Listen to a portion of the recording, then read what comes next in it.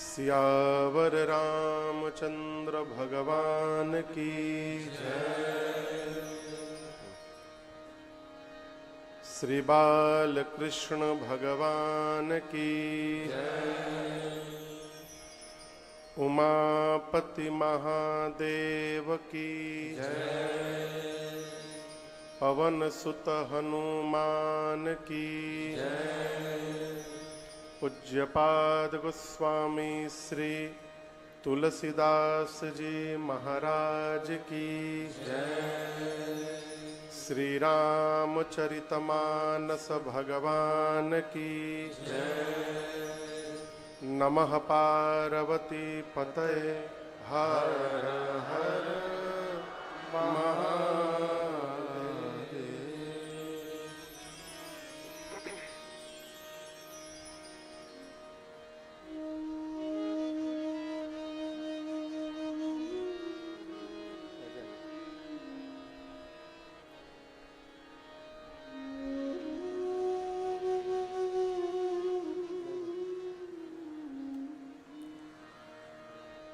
अनंतानंत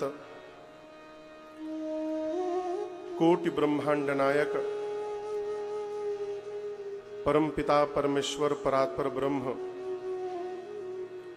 अकारण करुणा वरुणालय भगवान श्री सीताराम जी के चरणों में बारंबार वंदन। भूतनाथ भगवान श्री विश्वनाथ, साथ में जगत जननी मां भवानी एवं अनंत बलवंत श्री हनुमंत लाल जी महाराज के चरणों में साष्टांग दंडवत प्रणाम। भक्त शिरमौर कवि कुलभूषण प्रातः स्मरणीय परम पूज्यपाद गोस्वामी श्री तुलसीदास जी महाराज के परम पावन चरणों में बारंबार वंदन। महाराष्ट्र के इस मुंबई शहर में भगवान श्री सिद्धि विनायक एवं मां मुंबा देवी की छत्र छाया में बैठकर हम और आप गोरेगांव वेस्ट में स्थित समुद्र नारायण के निकट इस लक्ष्मी सरस्वती ग्राउंड में श्री राम कथा आयोजन समिति मुंबई के तत्वावधान में चल रही इस वर्ष इस 9 दिवसीय श्री राम कथा महोत्सव के आज हम और आप 7वें सत्र में नित्य गंगा राम कथा गंगा में स्नान करते करते आज 7वां दिवस स्नान करने के लिए यहां पर उपस्थित हुए हैं।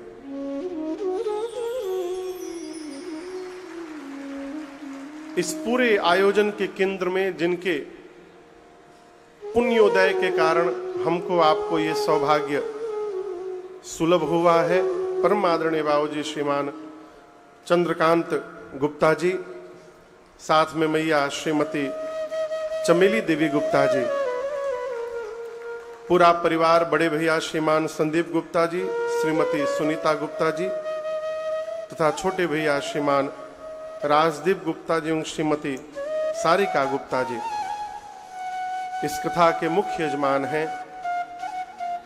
इनके साथ आज 7वें सत्र में दैनिक यजमान के रूप में श्रीमान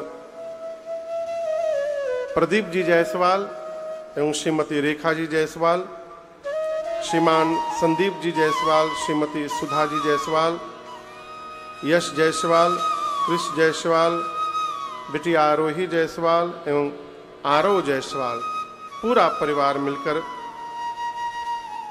ठाकुर जी का यहाँ व्यासपीठ पर वंदन पूजन अभिनंदन तिलक किए। आसपास सुदूर से आए आप समस्त कथा के रसिक श्रोता बंधु माताएं बहनें, YouTube एवं Facebook के माध्यम से पूरे विश्व में जहां जहां भी लोग इस कथा के सीधे प्रसारण को देख रहे हैं, सुन रहे हैं, तथा प्रांगण में उपस्थित समस्त विप्र चरण, पूज्य चरण, आप सभी लोगों को मेरा सादर जय सिया राम। जय सिया राम। थोड़ी और ऊर्जा के साथ कहिए, जय सिया राम। जय सिया राम। कल हमने और आपने भगवान श्री सीताराम जी के विवाह की कथा को यहां गाया। बैठे तो महाराष्ट्र में हैं, बंबई में, परंतु बाबूजी कल ऐसा लग रहा था कि हम लोग भी मिथिला पहुंच गए हैं। बड़ा आनंद आया। आपका तो मुझे नहीं पता, परंतु मुझे बहुत आनंद आया है।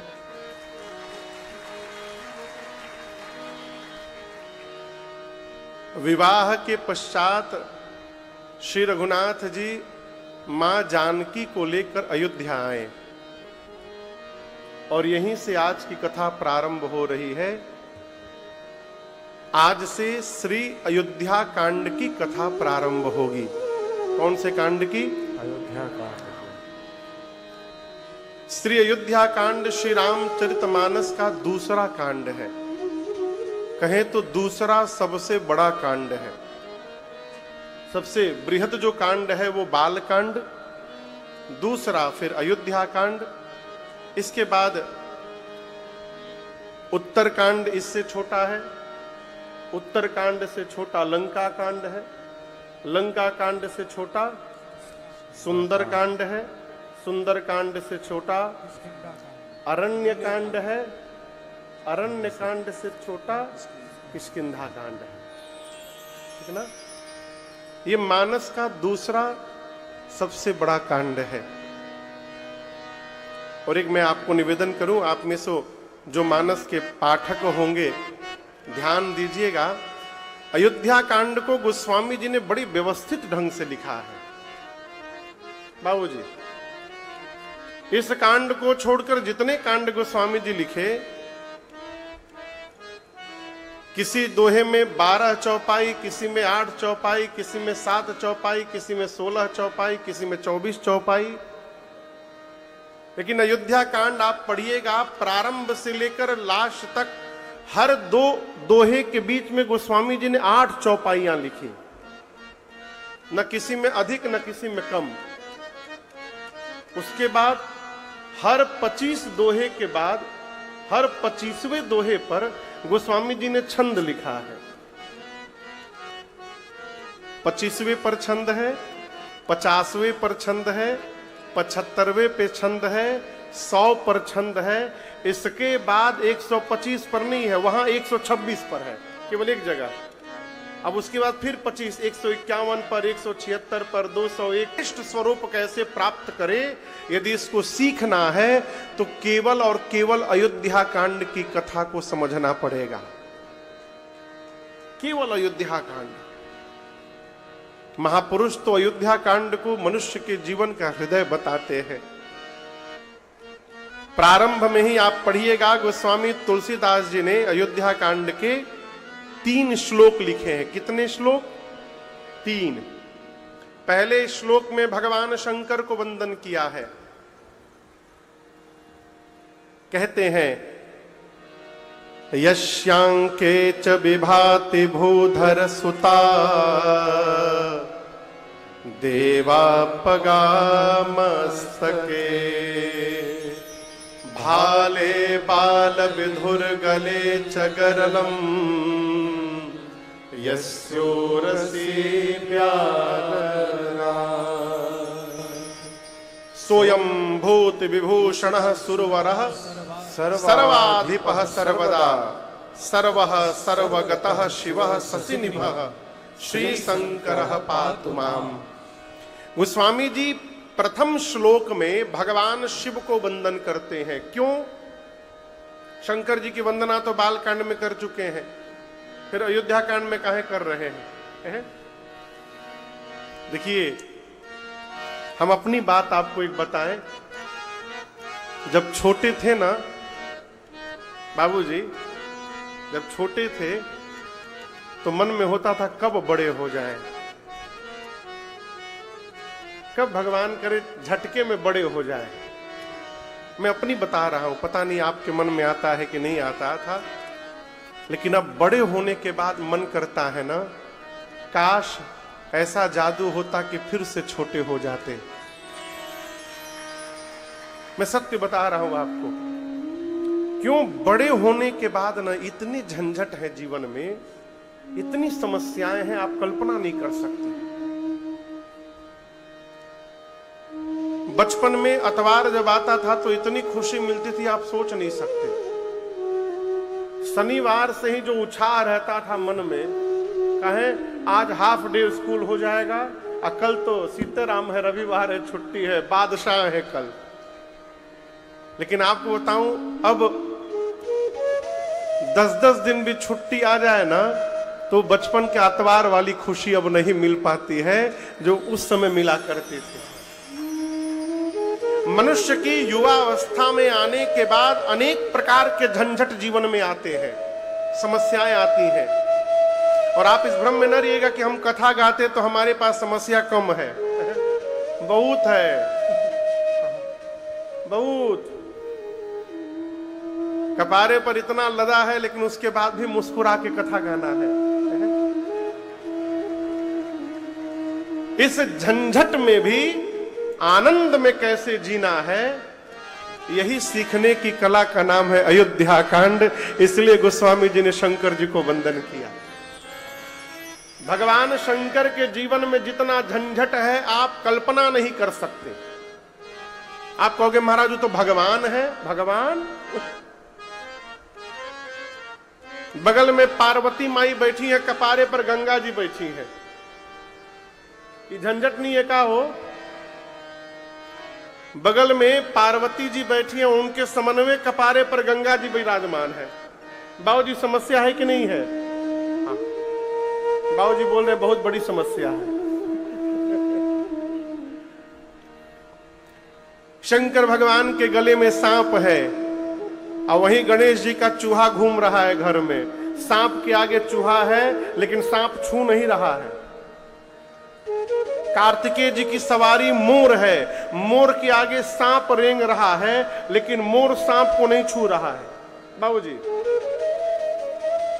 जैसे आपके घर में गाड़ी की पार्किंग एरिया बना होगा घर में, उसी प्रकार कैलाश में भी बना है, जहां शंकर भगवान और मां पार्वती की गाड़ी पार्क होती है। एक ही पार्किंग लॉट में नंदी और सिंह खड़े हैं, लेकिन सिंह नंदी को छू नहीं रहा है।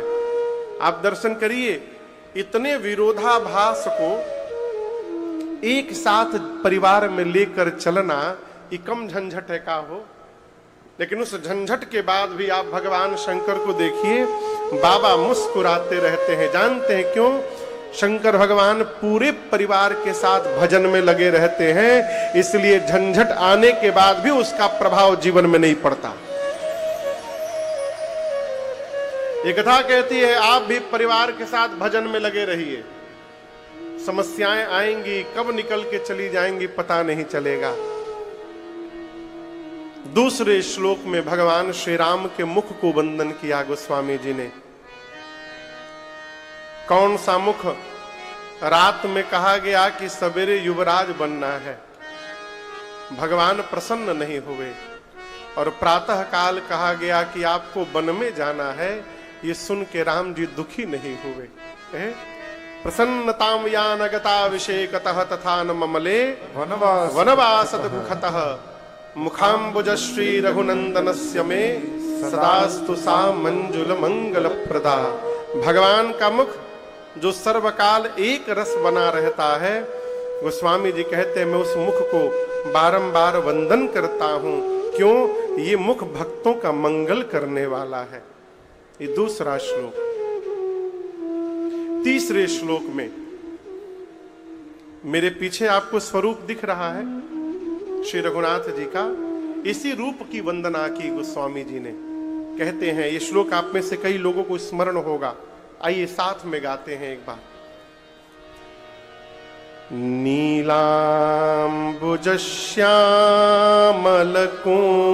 नीलाम्बुजश्यामलकोमलांगं सीता समारो पितबाम भाग पाणौ महाशायक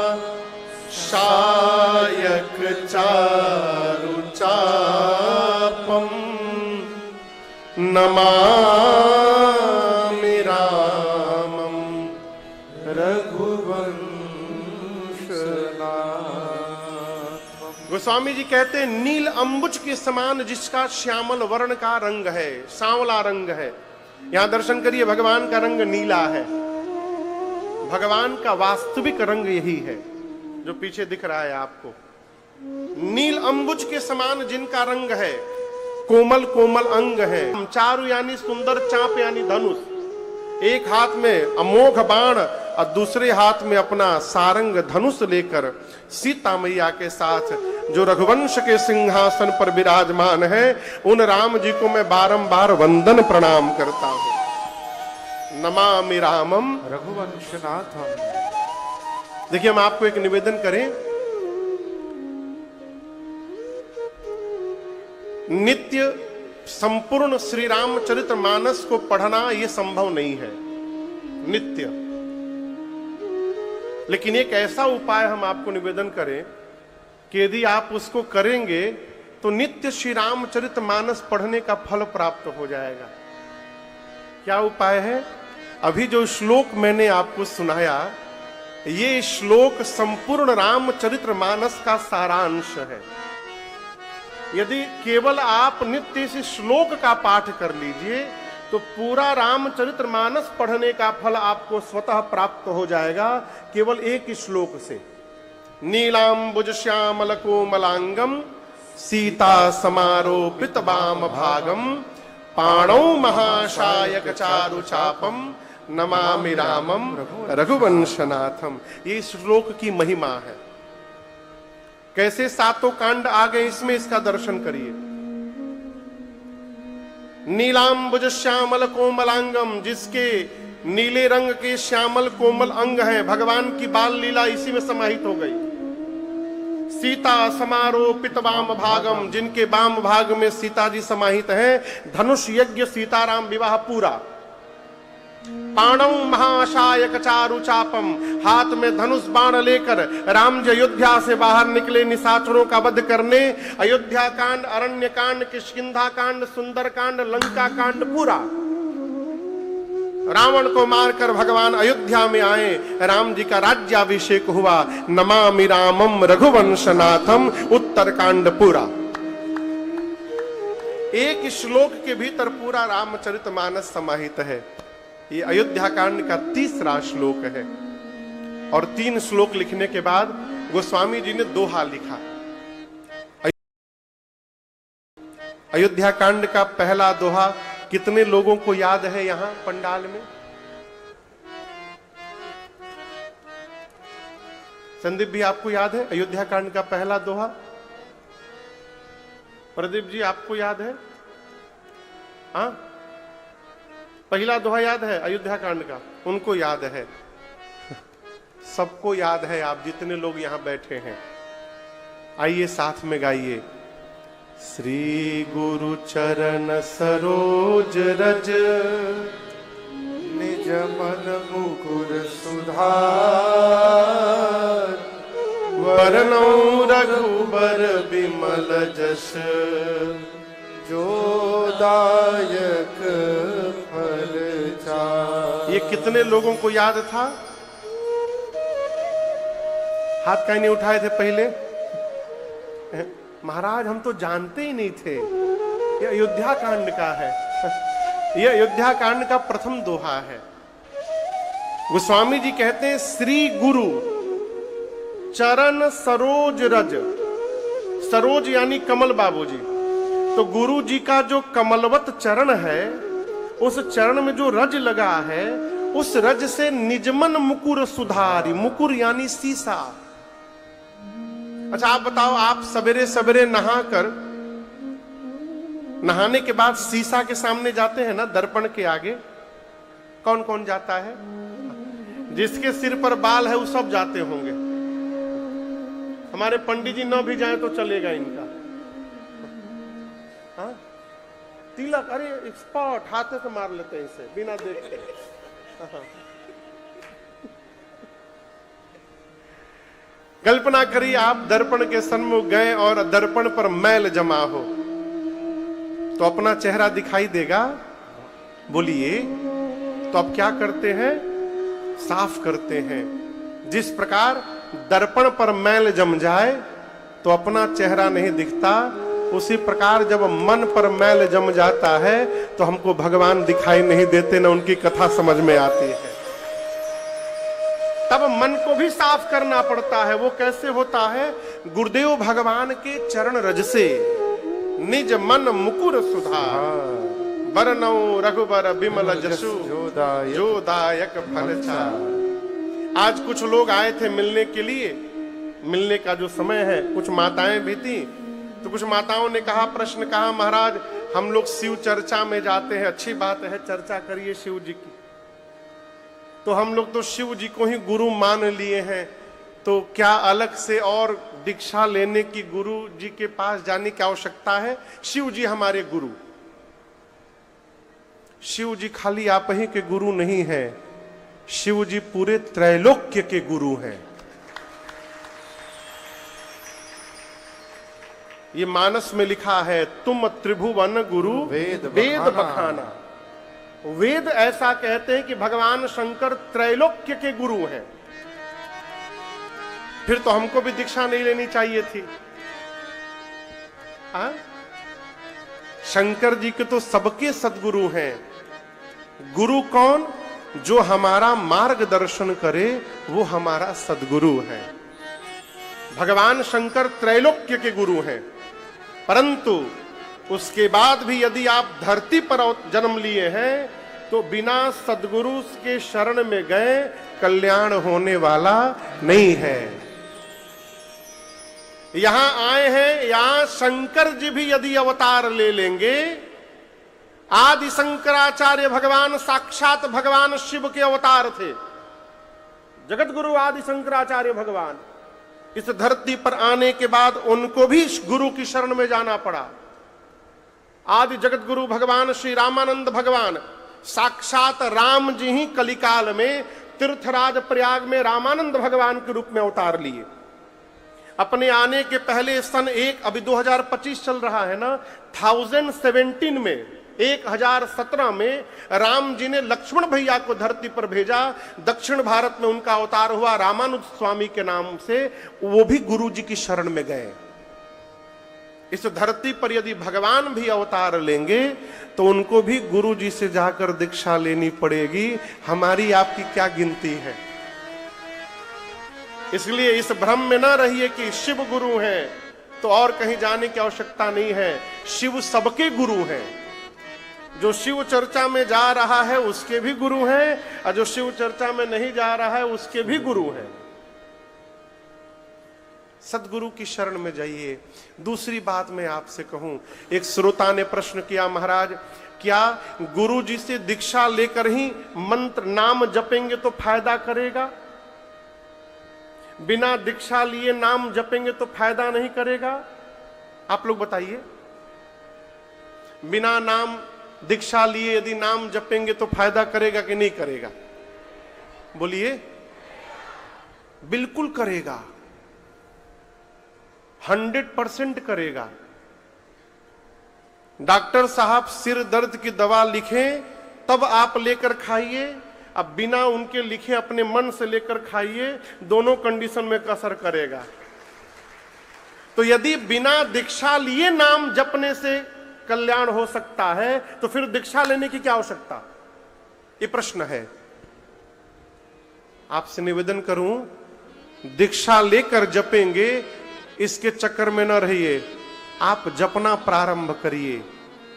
यदि आप निष्ठा से भगवत नाम का जप करेंगे ना, तो ये आपका निष्ठा पूर्वक किया गया जप ही आपको सदगुरु के पास लेकर चला जाएगा और आपका कल्याण हो जाएगा। आप यदि जपना प्रारंभ करेंगे तो यही गुरु जी से मिला देगा। आपको ढूंढना नहीं पड़ेगा, आप बस नाम में लगे रहिए। ऐसा संयोग आएगा कि आप स्वयं सदगुरु के पास पहुंच जाएंगे। आप गुरु न बनाइए, स्वयं चेला बनिए, गुरु न बनाइए साहब। कई लोग कहते हैं हम गुरु बनाएंगे। अब कैसे बनाएंगे? हम देखेंगे कौन मेरा गुरु बनने लायक है। अरे तो जब तुम ही देखोगे कौन गुरु बनने लायक है तो तुम परीक्षा लोगे। हम महाराज अब ऐसे जैसे तैसे थोड़ी दीक्षा ले लेंगे, हम देखेंगे कौन उसमें पात्रता है कि नहीं है। तो जब तुम ही गुरु जी की पात्रता देख रहे हो तो तुम गुरु की वो गुरु, सबसे बड़े गुरु तो आप ही हो गए। इसलिए गुरु न बनाइए, चेला बनिए, शिष्य बनिए। और कब बने महाराज? कई लोग कहते हैं 60 साल के बाद। रहिएगा तब ना। एग्रीमेंट हुआ है का कोनो कि 60 तक रहना ही है।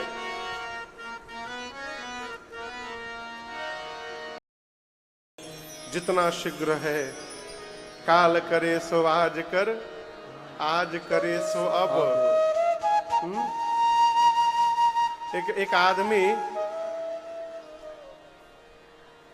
एक आदमी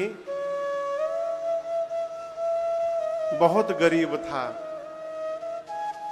बहुत गरीब। संदीप भैया लगा पैसा कमाने, लाखपति बना, करोड़पति बना, अरबपति बना। उसके मित्र बोले कि चलो अयोध्या दर्शन करके आ जाए। तो बोला नहीं नहीं, अभी अभी अभी अभी और इंपायर बड़ा करना है, बाद में चलेंगे, अभी पैसा कमाने दो। बाबूजी कमाते कमाते 60 साल का हो गया वो, उसकी उम्र हो गई 60 साल की। उस दिन जिस दिन उसका जन्मदिन था, पूरा हिसाब देखा तो देखा कि इतनी संपत्ति जमा कर लिया है वो कि उसकी आने वाली 4-5 पीढ़ी यदि बैठ कर भी खाए तो संपत्ति समाप्त होने वाली नहीं है। इतनी संपदा जमा हो गई। फिर उसने निर्णय किया कि बहुत ठाकुर जी की कृपा हो गई, अब आज से प्रयास नहीं करूंगा, अब अपने आप जो बिजनेस से व्यापार से आता रहेगा उसी में संतुष्ट रहूंगा।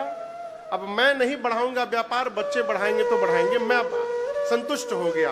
अब आज के बाद मैं खूब भजन करूंगा, इसी में समय निकाल कर तीर्थाटन करूंगा, खूब आनंद करूंगा अब जीवन में। दिन में सोचा, रात को बर्थडे पार्टी मनाया, सब लोग आए, भोजन वोजन किए, उसको बधाई दिए, उपहार दिए। सबके जाने के बाद वो रात को सोने गया। तो बाबूजी जैसे सोया, कंबल वंबल ओढ़कर एसी चालू करके कमरे में, रात को 1 बजे उसको ऐसा फील हुआ कि उसका ब्लैंकेट कोई खींच रहा है। आंख खोला तो देखा कि सामने काला कलूटा आदमी खड़ा है। पूछा तुम भीतर कैसे आ गए? वो बोला मेरे पास यूनिवर्स परमिट है, मैं कहीं भी जा सकता हूं, कभी भी जा सकता हूं। उसने पूछा तुम हो कौन? उसने कहा मैं यमदूत हूं, यमदूत। अब जब यमदूत का नाम सुनकर ये कांपने लगा, बोला हमारे घर क्यों आए हैं? तो यमदूत ने कहा आपका टाइम पूरा हो गया, आपको लेने आए हैं। अब वो सेठ सोचा कि बताओ, आज ही मैं निर्णय किया कि अब जीवन में आनंद करूंगा, खूब तीर्थाटन करूंगा, भजन करूंगा, तब तक जाने का दिन आ गया। तो सेठ जी यमदूत से बोले कोई बात नहीं, 5 करोड़। क्या बोले सेठ जी? 5 करोड़ दे रहा हूं कैश अभी, 1 साल बढ़ा दो मेरा। बोला कुछ नहीं होगा, 10 करोड़। अरे दिमाग खराब है तुम्हारा। 50-50 बोले पूरी संपत्ति का 50% देने को तैयार हूं, 1 महीना बढ़ा दो। यमदूत ने कहा पूरी संपत्ति भी दे दोगे, 1 मिनट बढ़ने वाला नहीं है, अभी जाना पड़ेगा। तो सेठ ने कहा कि बगल के कमरे में मेरा बेटा सोया है, उसके नाम एक लेटर लिखना है, इतना टाइम तो दे दो। तो यमदूत ने कहा लिखो तुरंत। सेठ जी पैड उठाए, पेन उठाए और अपने बेटे को पत्र लिखे। बोले बेटा, जीवन के अंतिम क्षण में जाकर मुझे एक शिक्षा मिली है। मुझे मरते समय पता चला है कि जिस संपत्ति को कमाने के लिए मैंने अपना पूरा जीवन लगा दिया, उस जीवन भर की कमाई को देने के बाद भी मैं अपने जीवन का 1 मिनट नहीं खरीद पाया। आज मुझे पता चला ये। इसलिए तुम्हारे लिए शिक्षा है खूब धन कमाना, ऐश्वर्य कमाना, लेकिन उसको कमाने के साथ साथ जीवन का आनंद भी कमाते जाना, परमार्थ भी करते जाना, सत्संग भी करते जाना। इसके लिए अलग से टाइम मिलने वाला नहीं है। जो करना है इसी में करते जाइए। आप सोचिएगा 60 साल के बाद हम निश्चिंत हो जाएंगे, रिटायर्ड फिर करेंगे। रिटायर्ड होइएगा तो आंखियों रिटायर्ड हो जाएगी। मंदिर में जाइएगा भगवान दिखाई नहीं पड़ेगा, इसे इसे करना पड़ेगा, तब वो भगवान नहीं दिखाई पड़ेंगे। घुटने में इतना दर्द हो जाएगा, सीढ़ी नहीं चढ़ पाइएगा हनुमानगढ़ी का, कैसे दर्शन मिली कहो। इसलिए शरीर के अंग जब तक स्वस्थ है, जितना करना है कर लीजिए। अरे सोने वाले जाग जा, संसार मुसाफिर खाना है। गोस्वामी जी ने गुरुदेव भगवान के चरण के रज से अपने मन रूपी दर्पण को निर्मल किया और अयोध्या कांड की पहली चौपाई बाबा कहते हैं, जब तेरा मां ब्याही घर आए, जब तेरा ब्याही घर आए, नित नव मंगल मोद बधाए, नित नव मंगल मोद बधाए, भुवन चारि दस भूधर भारी, भुवन चारि दस भूधर भारी, सुकृत में घबर सही सुख पारी, सुकृत में घबर सही सुख पारी, रिधि सिद्धि संपत्ति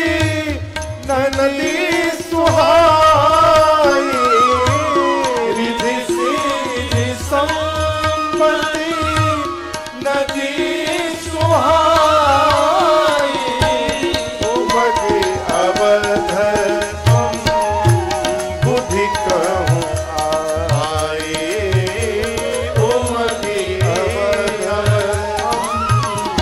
बुद्धि कहूँ आए, उमगे अवध बुद्धि कहूँ आए।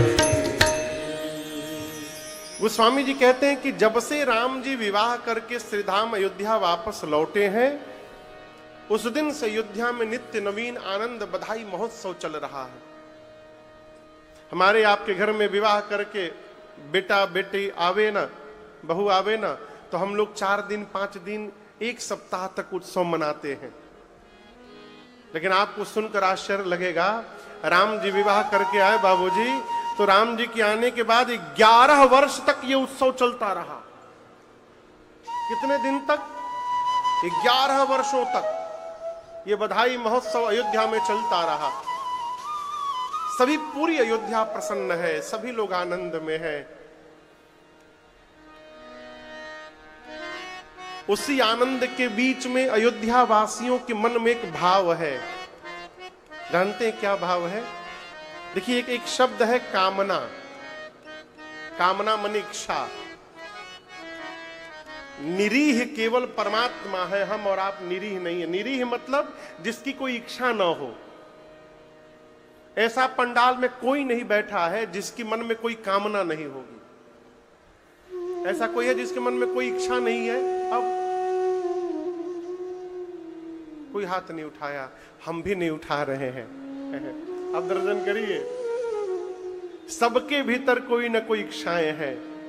अयोध्या वासियों के मन में पहले इच्छा थी कि महाराज को बेटा हो जाए, हो ही गया बाबूजी। फिर इच्छा ने जन्म लिया, काश हम लोग इनका यज्ञोपवीत देख पाते, देख लिए।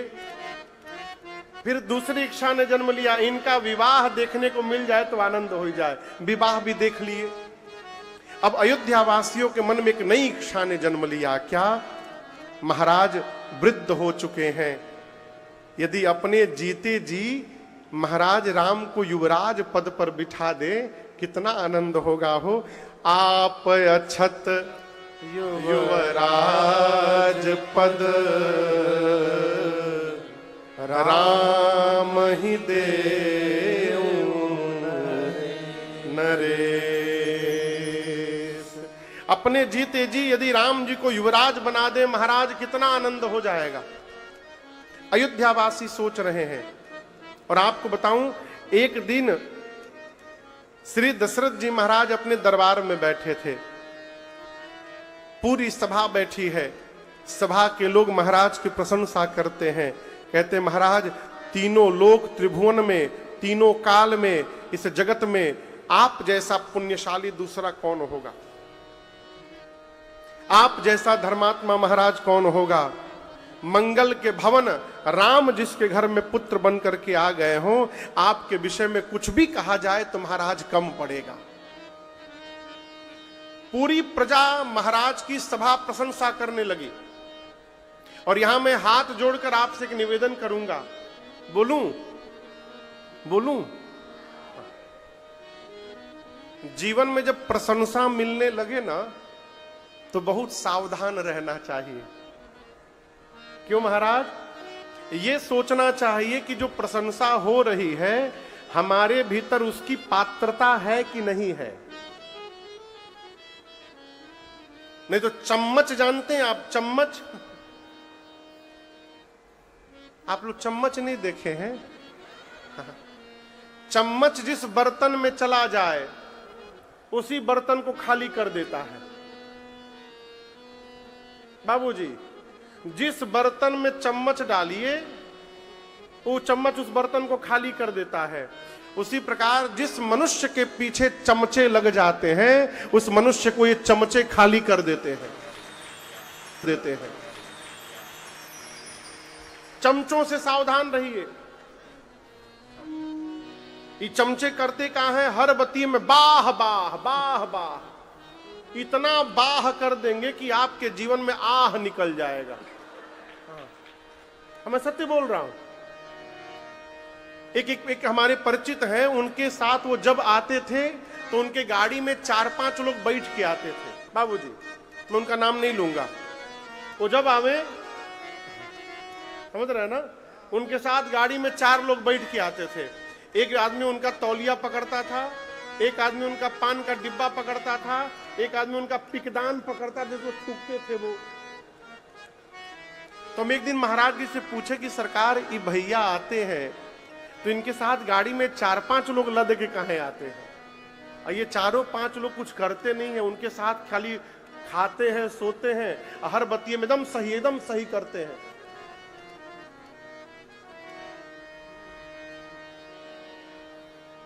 महाराज जी बोले ये सब एवं है, एवं। हम पूछे एवं क्या है? बोले भगवान किसी तेज घोड़े के साथ 4-5 गधों को बांध देते हैं। क्यों? ये घोड़वा कहीं रेस जीत न जाए तो ये गधे क्या करते हैं? उसको पकड़ के रखते हैं, भागने नहीं देते हैं। तो उसी प्रकार आपके साथ यदि बाह बाह करने वाले लोग हैं, अब बाह बाह करें तो ध्यान रखिए, अपने भीतर झांक कर देखिए, ये जो प्रशंसा मिल रही है इसकी पात्रता है कि नहीं है। बिना पात्रता की गई प्रशंसा व्यक्तित्व को समाप्त करने के लिए पर्याप्त है। वही समाप्त कर देगी प्रशंसा। सभा के लोगों ने महाराज की प्रशंसा की। महाराज अपने जीवन को अपने मन के दर्पण में देखने लगे कि ये जो कहा जा रहा है मैं इसका अधिकारी हूं कि नहीं हूं। ये इसका मूल भाव है। व्यवहारिक दृष्टिकोण से दशरथ जी को लगा कि उनके सिर पर जो मुकुट रखा गया है ना, वो तनिक टेढ़ा हो गया है। तो मुकुट को सीधा करने के लिए दशरथ जी शीशा लिए, दर्पण हाथ में, और मुकुट देख करके, दर्पण देख करके मुकुट को सीधा किया। और जैसे सीधा किया तब तक कान के पास के केश पर दृष्टि चली गई। श्रवण समीप भय शीत के सा मनहु जरठपन आसा उपदेसा। कान के पास के केश पर दृष्टि गई महाराज की। देखे मेरे केश श्वेत हो गए। कैसे हो गए? श्वेत मतलब समझ रहे हैं ना? उज्जर, वाइट वाइट, सफेद। महाराज ने देखा कि मेरे केश, कान के पास के केश श्वेत हो गए। महाराज को लगा कि ये केश उनके कान में प्रवेश करके और उनको उपदेश दे रहे हैं। महाराज, हम लोग अपना रंग बदलना प्रारंभ कर दिए, अब आप भी अपना रंग बदलिए। कैसे बदलिए? नृप युवराज राम काहू देहू, जीवन जनमा लाह कीन ले। महाराज ने केश देखा तो मन में भाव आया कि ये कह रहे हैं कि राम को युवराज बनाकर मुक्त होइए। क्या होइए? और आपको एक बात मैं कहूं, मुक्त होना पड़ता है, कोई करने वाला मुक्त नहीं है। आपको कोई आदमी मर जाता है ना तो लोग कहते हैं मुक्त हो गए। मुक्त कौन देखने गया मुक्त हो गए? मुक्त हुए कि नहीं इसके लिए पहले आप मरिए। भाई बिना मरे कैसे मालूम कि मुक्त हुए कि नहीं हुए?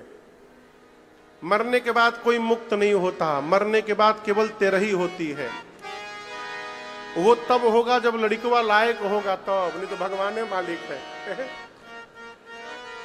ऐ जो जीते जी मुक्त नहीं हो पा रहा है, मरने के बाद खाक मुक्त होगा।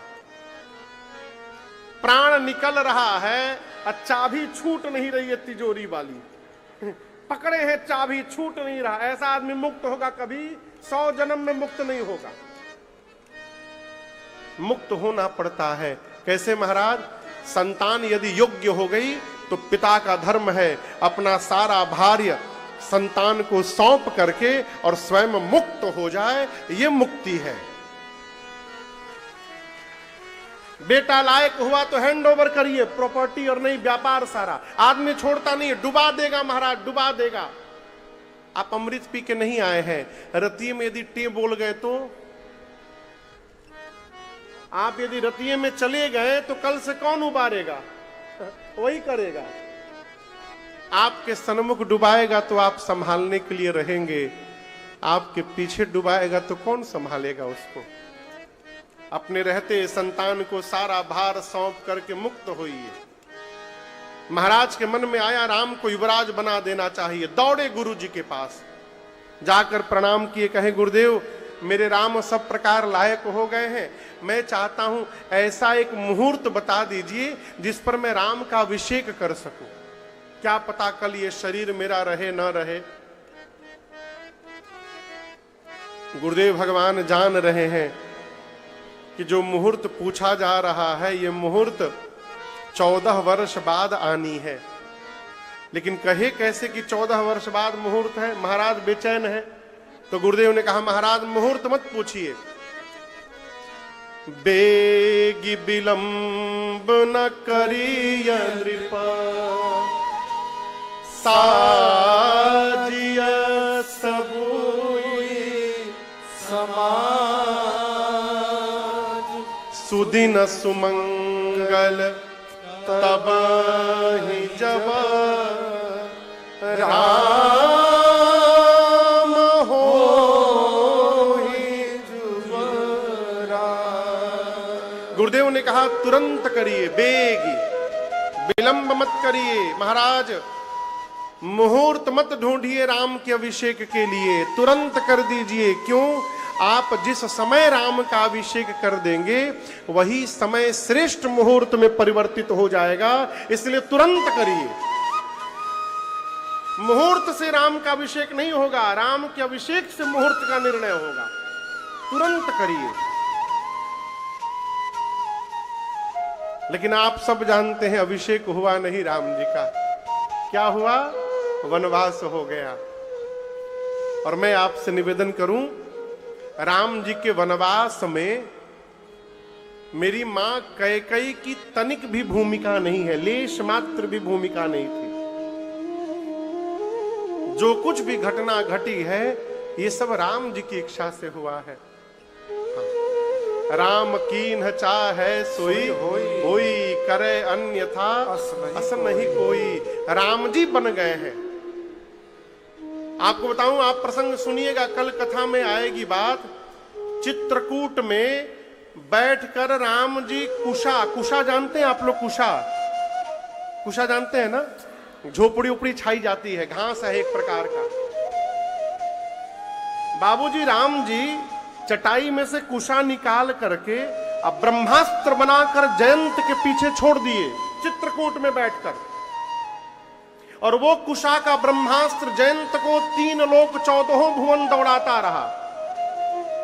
यदि चित्रकूट का छोड़ा हुआ कुशा का ब्रह्मास्त्र जयंत को 3 लोक दौड़ा सकता है मारने के लिए, तो राम जी अयोध्या में बैठ के बाण छोड़ते तो क्या बाण लंका जाके रावण को ना मार देता? आप सोचिए। बोलिए, नहीं मारता तो राम जी क्यों बन गए? इस भ्रम में न रहिएगा कि राम जी रावण को मारने के लिए बन गए। राम जी रावण के लिए बन नहीं गए। राम जी यदि बन न जाते तो केवट भैया को भगवान का चरणामृत कहां से प्राप्त हो पाता? आप सोचिए। राम जी बन न जाते तो सुतीक्षण जी अपने गुरु जी की दक्षिणा कैसे लौटा पाते? राम जी बन न जाते तो सर्वभंग जी को गति कैसे प्राप्त होती? राम जी बन न जाते तो शबरी मैया की प्रतीक्षा कैसे पूरी हो पाती? बाबूजी, शबरी मैया जाति से भीलनी थी। गुरु जी कहे थे कि राम जी की प्रतीक्षा करना इसी आश्रम में बैठकर। मेरे भाग्य में भगवान राम का दर्शन नहीं लिखा है बेटी, परंतु तुम्हारा भाग्य देख रहा हूं। तुमको दर्शन देने के लिए राम चलकर तुम्हारे आश्रम पर आएंगे, यहीं बैठकर प्रतीक्षा करना राम की। मतंग ऋषि बोलकर चले गए और दर्शन करिए। जब मतंग ऋषि बोले थे उस समय सबरी युवान थी, युवा अवस्था में थी। बाबूजी 10,000 साल प्रतीक्षा की है सबरी ने। कितने दिन? 10,000। हाँ। हम किसी को बोले कि आपके घर आएंगे और यदि 4-5 महीना न जाए तो लोग कहते महाराज झूठ बोल दिए थे ना, नहीं आए ना। यहां शबरी 10,000 साल प्रतीक्षा की। एक ही काम था उसका। राम जी शबरी मैया की प्रतीक्षा पूरी करने के लिए वन में गए थे। इस बात को याद रखिएगा। भगवान ने रचना बनाई बन जाने की, वो तो मां कैकेयी निमित्त बन गई। और एक बात याद रखिएगा भैया, कोई बच्चा किसी परीक्षा में, कंपटीशन आईएएस आईपीएस की मान लीजिए परीक्षा में पास हो जाए तो जितने कोचिंग सेंटर वाले हैं ना, सब रुपया दे दे के फोटो खिंचवाते हैं। हम 5 लाख दे रहे हैं, केवल एक बार फोटो खिंचवा लो कि तुम मेरी संस्था से पढ़े हो। आप जब अच्छे नंबर से पास हो जाइए तो सब लोग कहेंगे हम पढ़ाए हैं, हम पढ़ाए हैं। और यदि आप फेल हो जाइए तो जो पढ़ाया है वो भी सामने दिखाई नहीं पड़ेगा बोलने के लिए कि मैंने आपको पढ़ाया था। कोई नहीं बोलेगा। आपकी विफलता को अपने ऊपर जो लेने को तैयार हो रहा है वो आपका अपना आदमी है, उसका आदर करना चाहिए। आपके लिए जो कलंक लेने को तैयार है वो आपका अपना है। मां कैकेयी ने राम जी के लिए अपने जीवन में कलंक लगा लिया, जानबूझ के लगाया। क्योंकि राम जी मां से पहले ही मांग चुके थे। राम जी बोले थे मां कैकेयी से एक दिन की मां, मैं कुछ मांगूंगा तो आप मुझे दोगी? कैकेयी मैया ने कहा प्राण मांग लो, प्राण दे दूंगी। राम जी बोले प्राण मांगूंगा तो आप मर जाओगी मां, परंतु मैं जो मांगने वाला हूं ना उसमें मरोगी तो नहीं, परंतु मरे जैसी हो जाओगी। कोई तुमसे बात नहीं करेगा, ना कोई तुम्हारा मुख देखेगा, ना कोई तुम्हारा नाम लेगा, तुम सबकी नजरों से उतर जाओगे।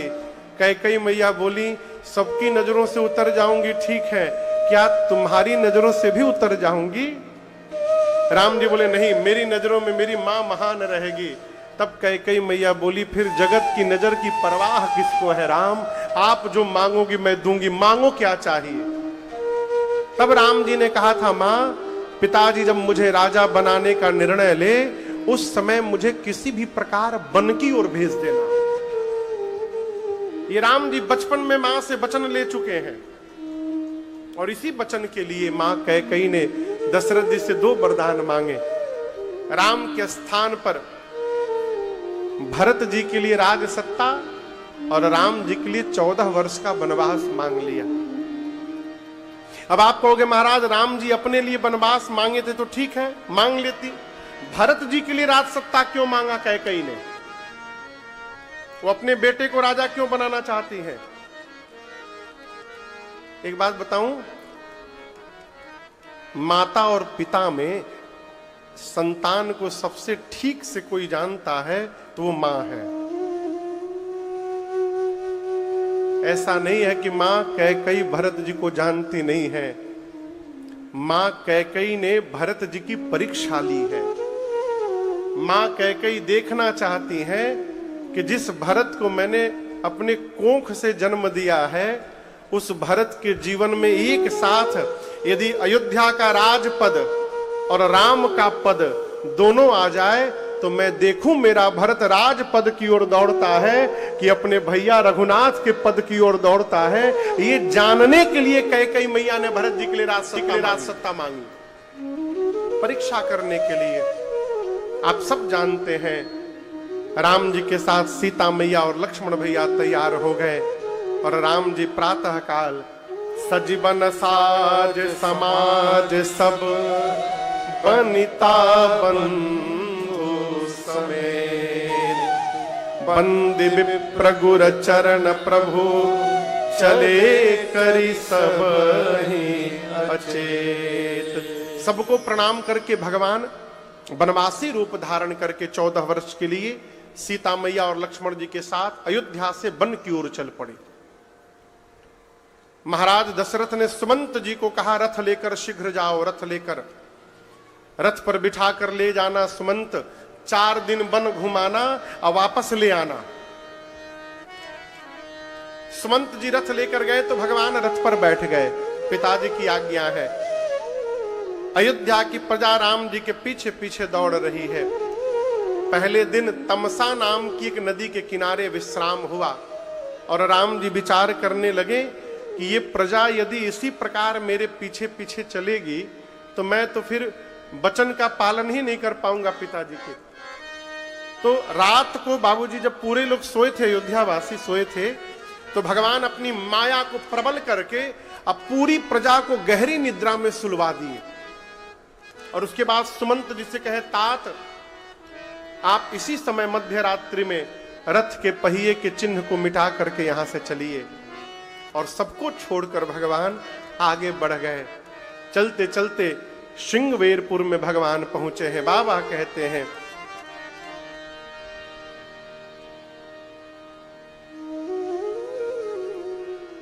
सीता सचिव सहित 2 भाई, सीता सचिव सहित 2 भाई, श्रृंगवेरपुर पहुँचे जाए,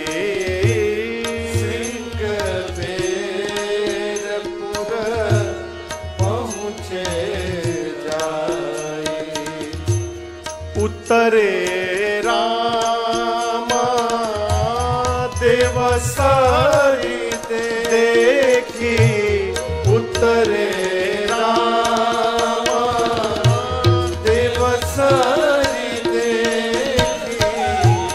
कीन्ह दंडवत हर्ष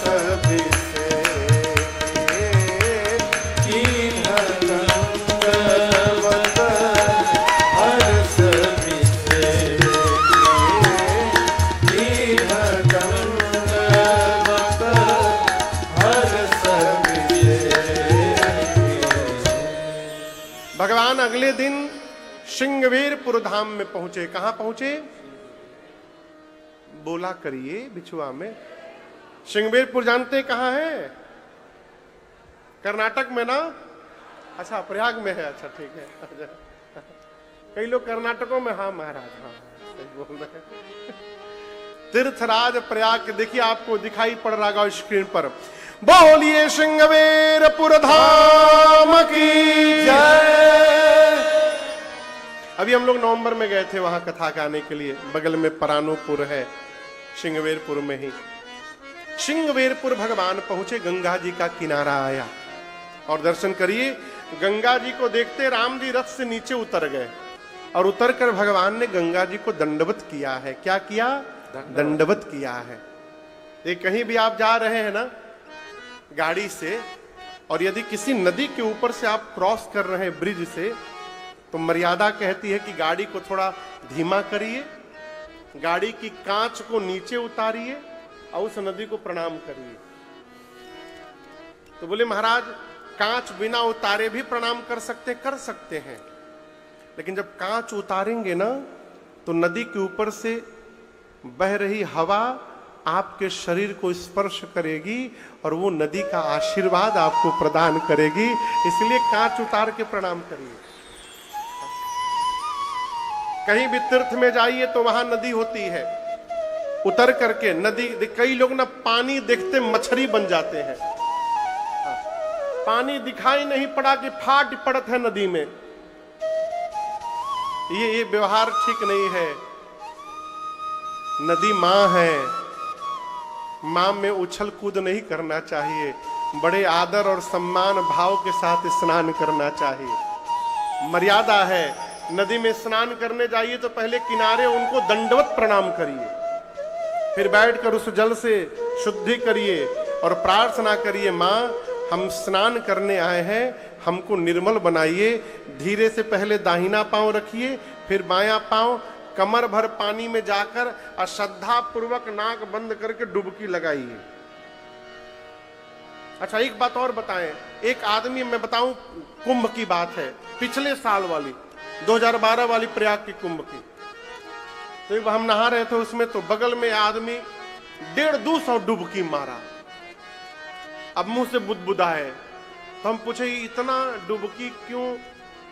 कोई संकल्प है कि 108 लगाए? मतलब नहीं महाराज, मेरा बहुत बड़ा परिवार है ना, सबके नाम की डुबकी लगा ली है। अच्छी बात है, लेकिन मनुष्य कितना चालू और चतुर है। दर्शन करिए। कोई काशी जा रहा हो ना तो कहता है हमारी ओर से भी डुबकी लगा लेना और बाबा का प्रणाम दर्शन कर लेना। लेकिन कोई यदि खाने जा रहा हो तो कोई नहीं कहता कि हमारी ओर से भी एक छोला भटूरा खा लेना।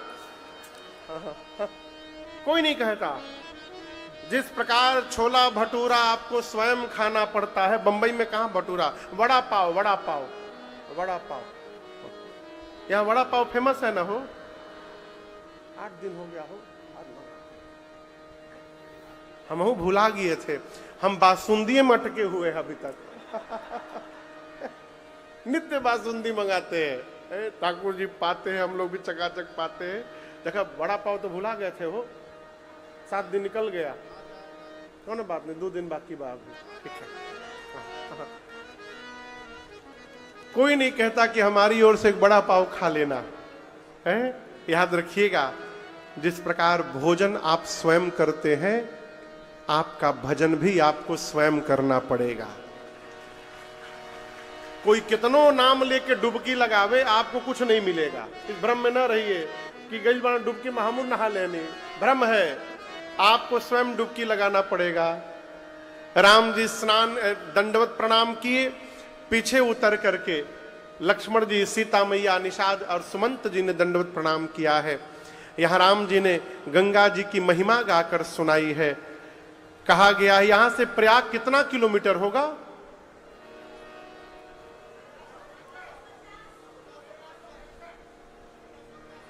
1765, 1400, 1500 कहां है? 65 35 मझुराए हैं। 1500 तभी रेंज के बाहर है। कहा गया है कि 100 योजन बैठ कर भी यदि गंगा जी का नाम ले लिया जाए, एक योजन में 12 किलोमीटर, तो 100 योजन में कितना हुआ? 1200 किलोमीटर। इतना दूर से भी गंगा जी का नाम लेके जय जयकार किया जाए तो गंगा स्नान का फल मिल जाता है। तो हम लोग तो 1500 किलोमीटर बैठे हैं। नहीं ऐसे नहीं चलेगा, काम कर, डबल मारिए, डबल 2 बार में पहुंचा जाए। बोलिए गंगा मैया की जय, बोलिए गंगा मैया की जय। हो गया गंगा स्नान, जय जय हरिहर चोखा। गंगा स्नान का फल मिल गया हमको आपको। ऐसे जो रोज नहाते समय बोलिए गंगा मैया की जय, गंगा मैया की जय, ये गंगा जी की महिमा है। गंग सकल मुद मंगल मूला, सब सुख करनी हरनी सब शूला। प्रभु ने गंगा जी के महात्म को सुनाया। श्रृंगवेरपुर के राजा हैं निषाद राजगुह, बाबा कहते हैं।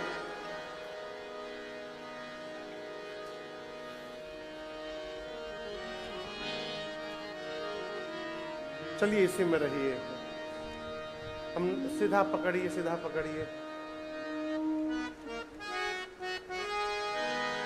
यह सुधि गुहा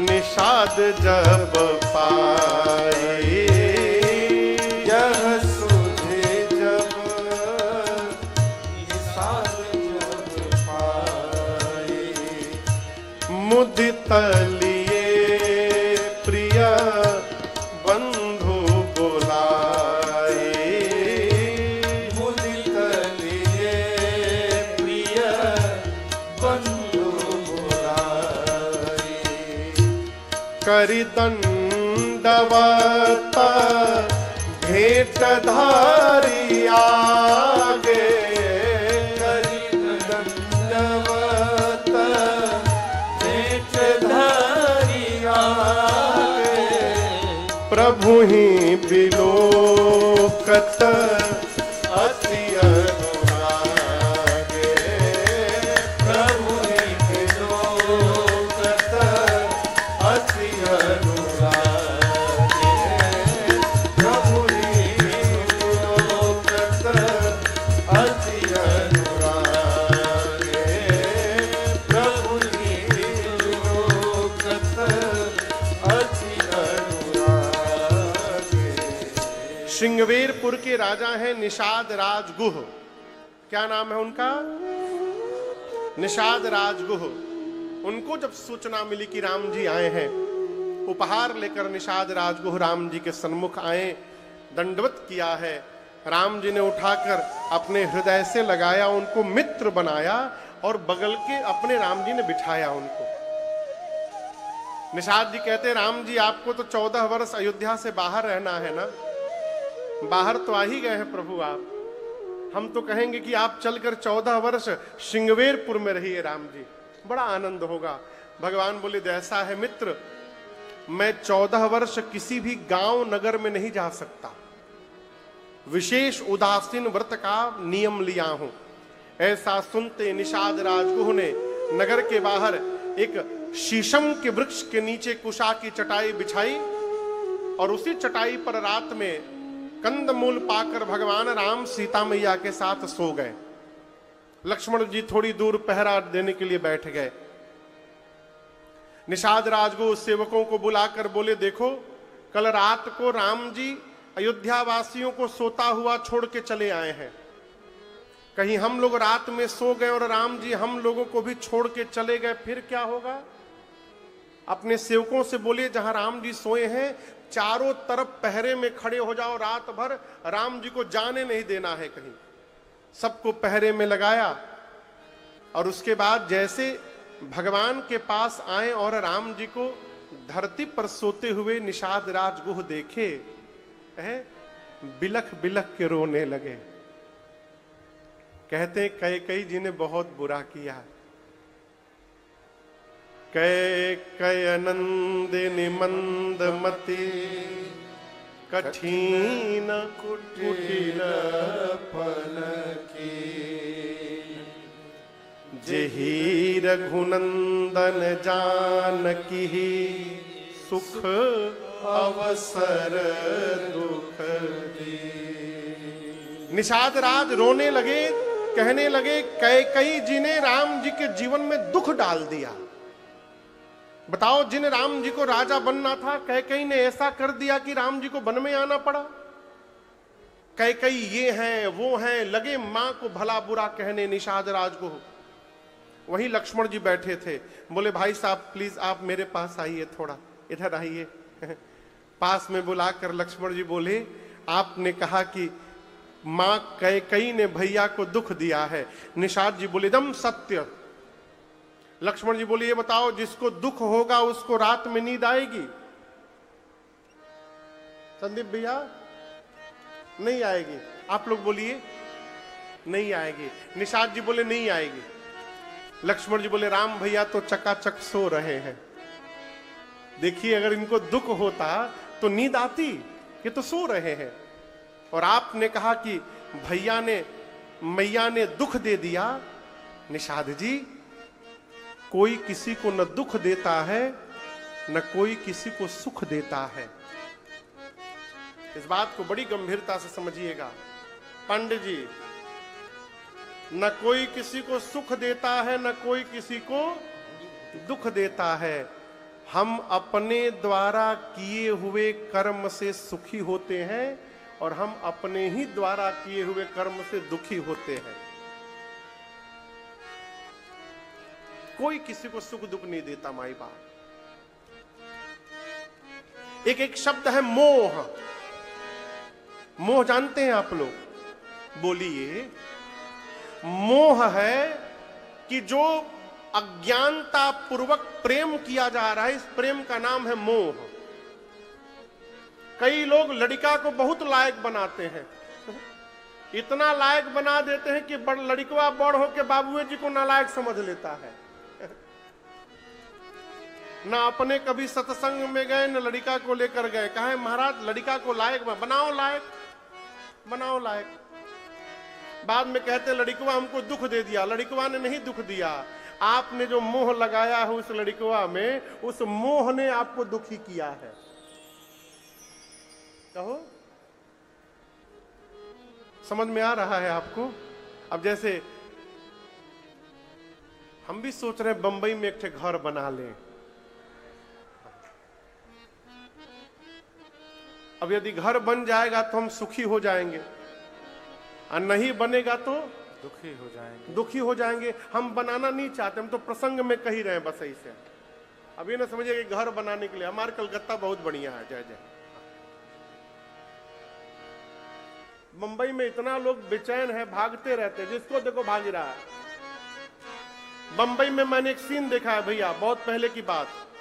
पति स्कूटर चला रहा था, पत्नी पीछे बैठी है, अब पराठा तोड़ तोड़ के मुंह में खिला रही। यहां आदमी इतना बिजी है कि उसके पास खाने के लिए भी टाइम नहीं है। हमारे कलकत्ता में बड़ा आनंद है। क्या बात है। भगवान कृपा करे इस साल। इस साल इलेक्शन है, भगवान कृपा कर दीजिए प्रभु।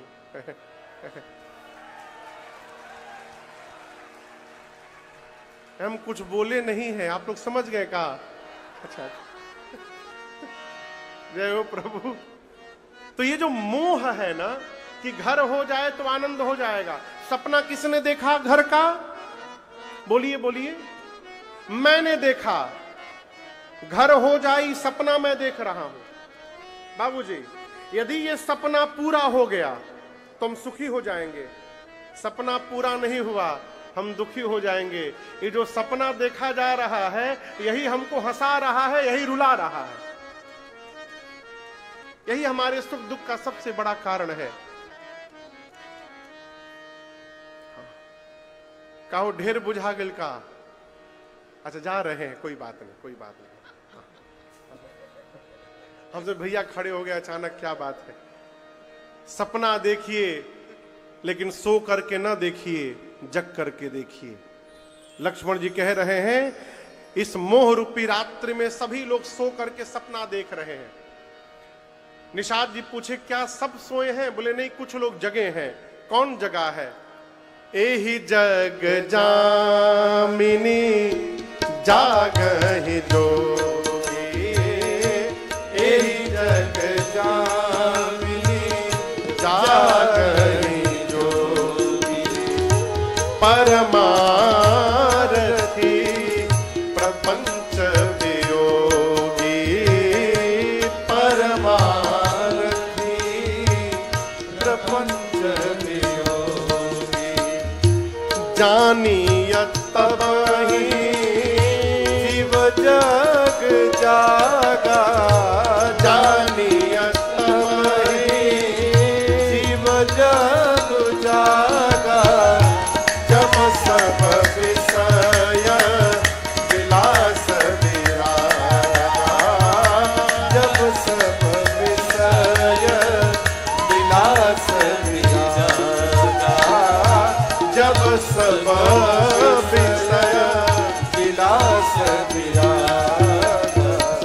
निषाद जी ने पूछा लक्ष्मण जी क्या इस जगत की मोह की रात्रि में सब सोए हैं? लक्ष्मण जी बोले नहीं, कुछ कुछ लोग जगे हैं। कौन जगा है?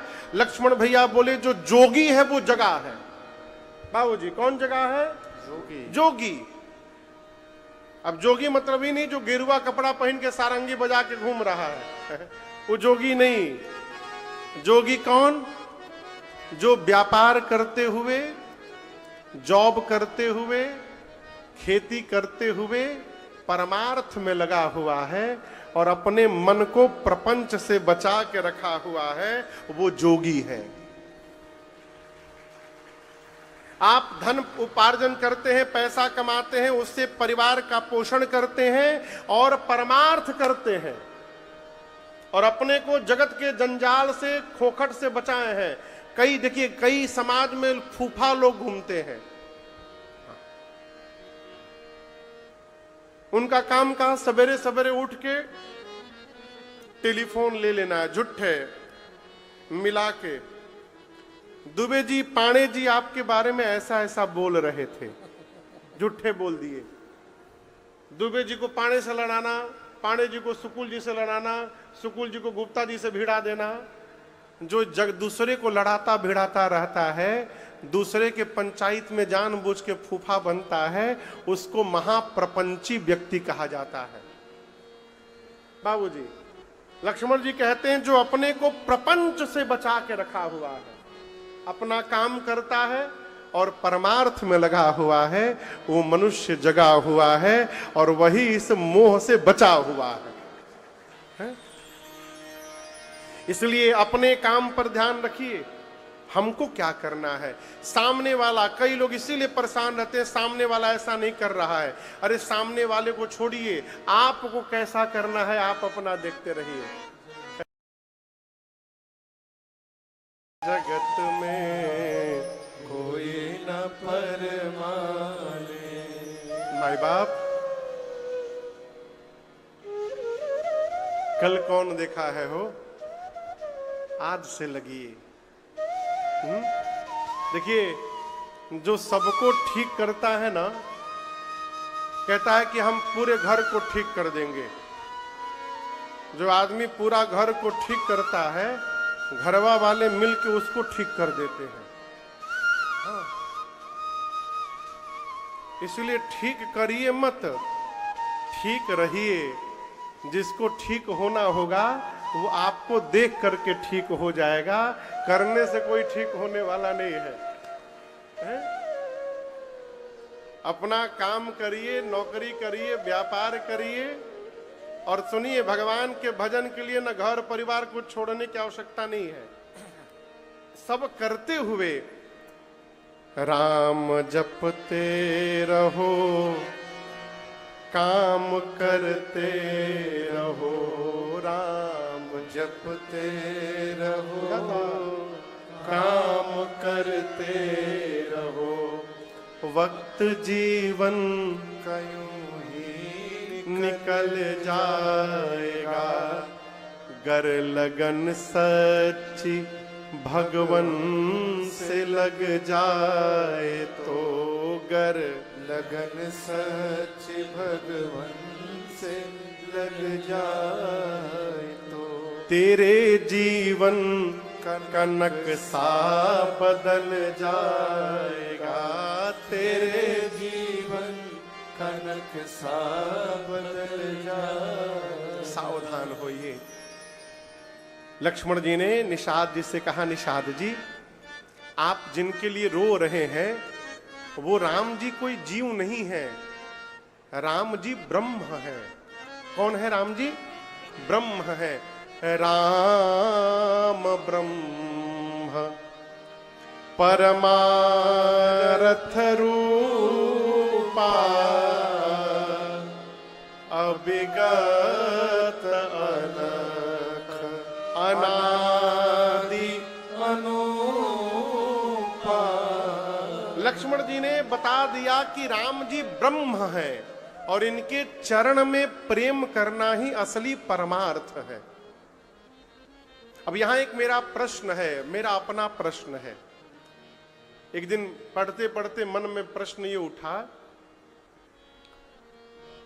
कि आप मानस जी पढ़िएगा, राम जी ने कभी ये नहीं बताया कि मैं भगवान हूं।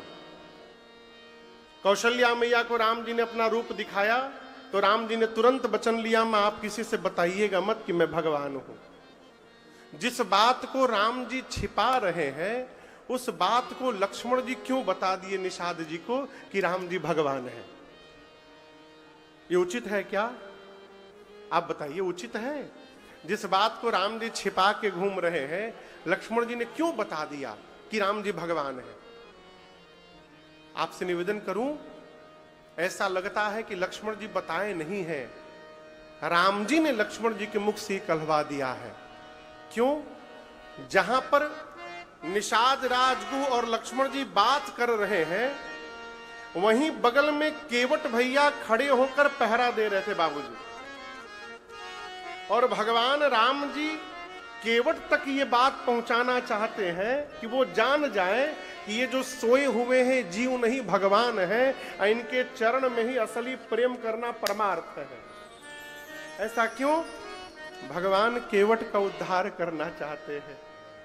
इसलिए मैं क्यों कह रहा हूं, लक्ष्मण जी ये बात कह रहे हैं निषाद राजगुह से, लेकिन समझ में आ गई केवट भैया को बात जिसको कही जाती है उसको समझ में आती है कि नहीं आती भगवान जाने, लेकिन बगल में दूसरा कोई सुन के समझ लेता है। एक जगह हम कथा गाने गए तो बहुत बड़े आदमी कथा कराए थे, मैं नाम जगह का नहीं बताऊंगा, ना उनका ना बताऊंगा।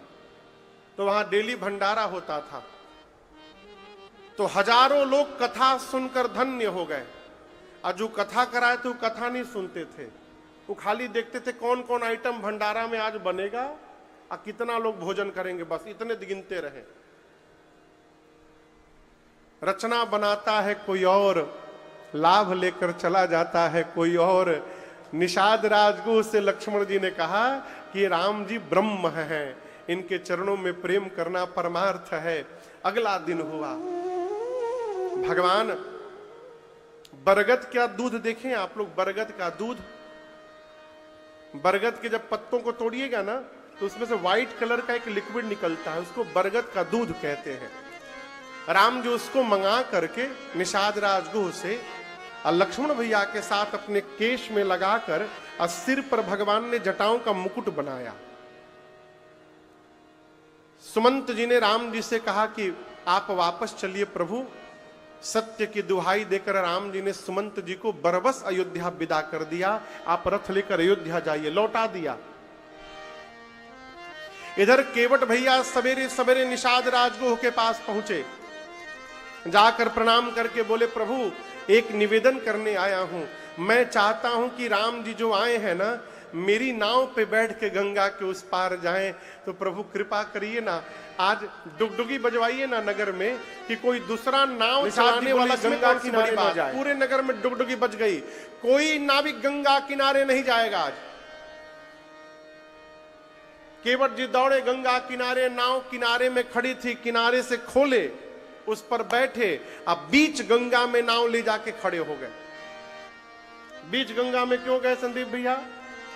केवट जी सोचे किनारे रहूंगा, और कहीं राम जी आके डायरेक्ट चढ़ के बोले अब ले चलो तो क्या करूंगा, इसलिए उनके पहुंच से बाहर रखा जाए नाव को। बीच गंगा में जाके खड़े हो गए।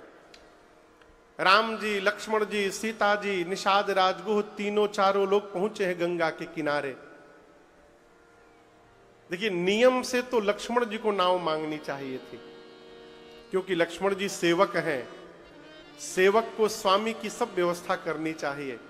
लेकिन आज नाव लक्ष्मण जी ने नहीं मांगी, किसने मांगी? जोर से बोलिए, क्यों? मांगने लक्ष्मण जी ही जा रहे थे बाबूजी, लेकिन राम जी जानते हैं कि आज केवट जी नाव लाएंगे नहीं, मना कर देंगे कि नहीं लाऊंगा नाव में। और राम जी अपने भाई साहब को भी जानते हैं, लक्ष्मण जी को, कि इनको ना सुनने की आदत नहीं है। यदि ये नाव मांगने गए और केवट ने मना कर दिया तो तुरंते हाई टेम्पर के आदमी है, तुरंते बाण चला देंगे, हमारा भगत मर जाएगा। तो भगवान बोले भगत को आज बचाना है, इसलिए राम जी ने लक्ष्मण जी से कहा कि भाई साहब आप पहले मैनेजमेंट का कोर्स सीखिए, देखिए कैसे व्यवस्था की जाती है, सब कुछ आप सीखिए, देखिए। लक्ष्मण जी बोले दिखाइए प्रभु। राम जी आगे गए और दोनों हाथ फैलाकर इज मांगी नावना केवट आना, मांगी नावन केवट आना, कही तुम्हारा मरम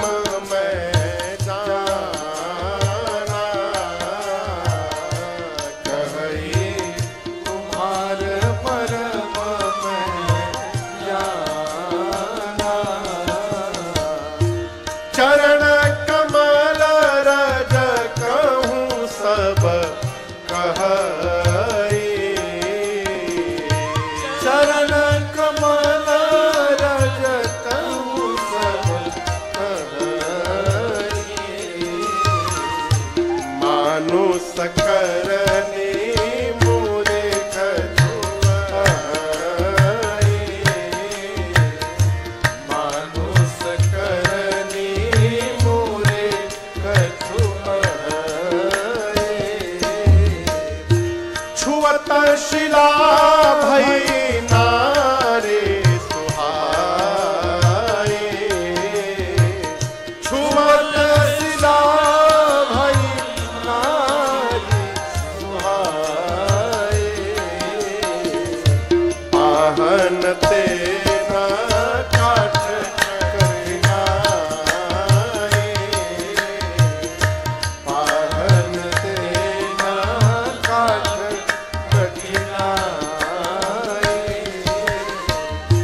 तरने मुनि घरनी होए जाए, तरने मुनि घरनी होए जाए, बाट पर मोरी नाव उड़ाए, बाट पर मोरी नाव उड़ाए, एहि प्रतिपालौ सब परिवारों, एहि प्रतिपालौ सब परिवारों, नहीं जानौ कछु और कबारों, नहीं जानो कछु और कबारों, जौ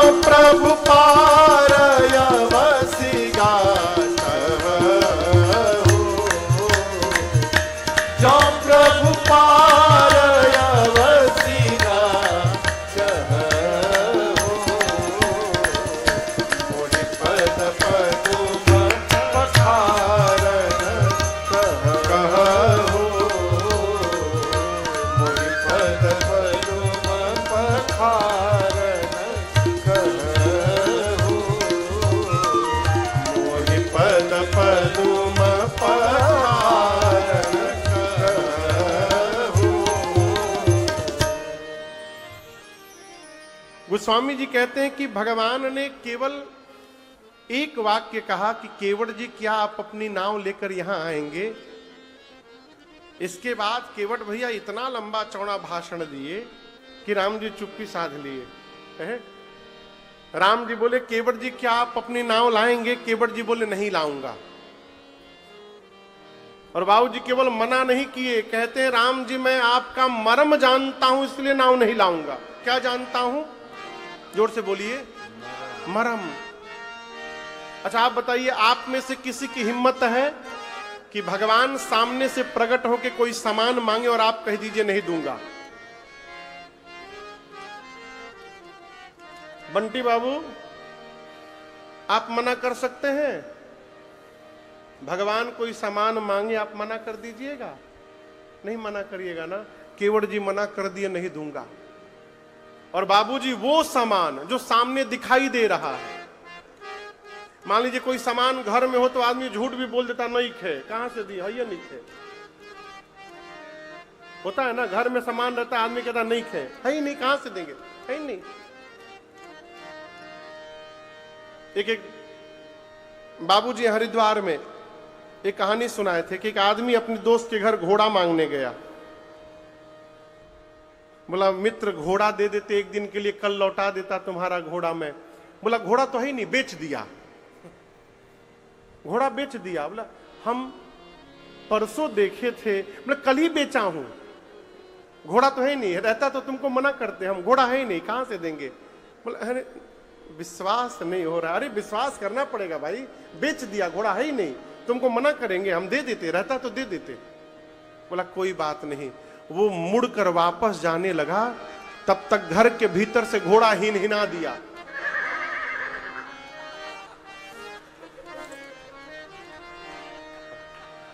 घर के भीतर से घोड़ा हिनहिना दिया। तो वो लौट कर आया। बोला तुम तो कह रहे थे घोड़ा नहीं है, घोड़ा बोल रहा है भीतर से। तो उसने कहा कि मतलब तुमको घोड़े की बात समझ में आ गई, अब मैं बोल रहा हूं नहीं है ये समझ में नहीं आ रहा है। इसका मतलब है कि हम देना नहीं चाहते हैं तुमको। जो सामान भीतर हो आप मना कर सकते हैं नहीं देंगे, है ही नहीं। लेकिन राम जी जो वस्तु मांग रहे हैं, केवट जी उसी पर खड़े हैं नाव पर और बोले मैं नाव लाऊंगा नहीं। क्यों? मैं आपके मर्म को जानता हूं। जैसे लक्ष्मण जी ने बात कही मैं आपका मर्म जानता हूं, लक्ष्मण जी का मर्म हिल गया केवट भैया की बात सुनकर। राम जी से बोले भैया बचपन से आपके साथ मैं लगा हूं, लेकिन आज तक मैं आपका मर्म नहीं जान पाया, और ये अभी अभी आए केवट कही रहे आपका मर्म जान गए। कौन सा मर्म जान गए? राम जी बोले हमको क्या मालूम कहा जान गए, इन्हीं से पूछो।